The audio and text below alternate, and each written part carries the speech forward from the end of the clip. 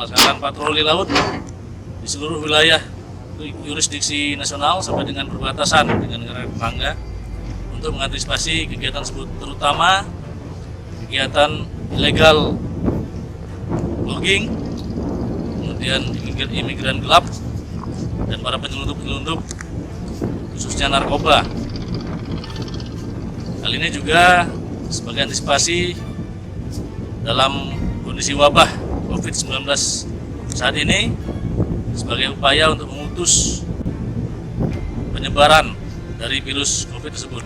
Karena dengan adanya masuknya penyelundup ini dikhawatirkan bisa membawa atau menularkan dari virus tersebut.